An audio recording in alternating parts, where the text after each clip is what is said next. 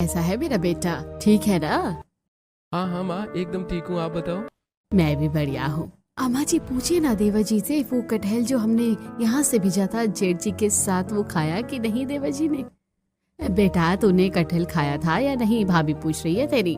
अरे सारे कटहल तुरंत ही खत्म हो गए थे माँ। सबका कुछ यूनिक डिश बनाकर खाया, मजा ही आ गया।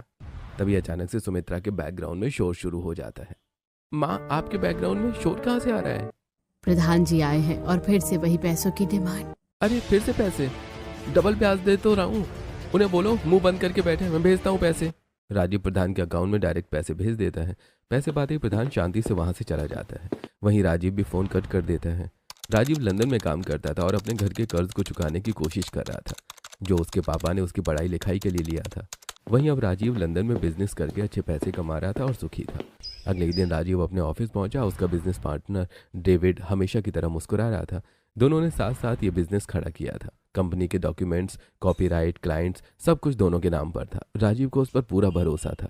गुड मॉर्निंग राजीव, आज एक बड़ी डील फाइनल होने वाली है। सच? फिर तो आज की शाम सेलिब्रेशन होगी। लेकिन राजीव को क्या पता था कि यही मुस्कान उसके जीवन की सबसे बड़ी चोट बनने वाली है। 2 दिन बाद जब राजीव ऑफिस पहुंचा तो ऑफिस का ताला बदला हुआ था।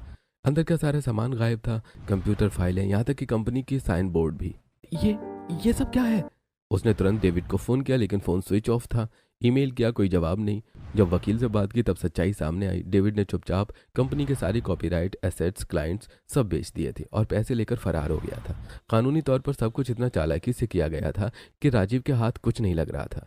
मैंने उस पर आंख बंद करके भरोसा किया, सब कुछ खत्म हो गया। उस दिन पहली बार राजीव फूट फूट कर रोया। लंदन की ठंडी रात, खाली कमरा और दिल में बसा डर। उसे अपने माँ बाप का चेहरा याद आया।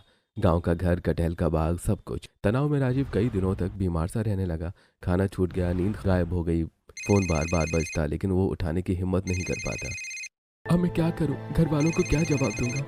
कुछ हफ्तों के बाद जब हालात संभलने लगे तब राजीव ने खुद को संभाला। उसने तय किया कि हार मानना उसकी फितरत नहीं है। बिजनेस गया तो क्या हो गया? मैं नौकरी करूंगा, फिर से खड़ा होऊंगा। राजीव ने कई जगह इंटरव्यू दिए। एक दिन उसे एक छोटी सी कंपनी में जॉब मिल गई। सैलरी बहुत ज़्यादा नहीं थी, लेकिन इज्जत की रोटी थी। जॉब के पहले ही दिन उसकी मुलाकात एक लड़की से हुई। हाय, तुम नए हो ना? हाँ, मैं राजीव। मैं तानिया, यहाँ की मार्केटिंग टीम में हूँ। तान्या की मुस्कान में एक अपनापन था। बातों बातों में राजीव को लगा कि लंबे समय बाद कोई उसे समझ रहा है। धीरे धीरे दोनों साथ लंच करने लगे, कभी ऑफिस के पास, कभी किसी छोटे कैफे में। तुम बहुत सीरियस रहते हो, थोड़ा हंसना भी सीखो। जिंदगी ने सीरियस बना दिया है। दोनों साथ घूमने लगे, लंदन की सड़कों पर, पार्क में, नदी के किनारे। राजीव का तनाव धीरे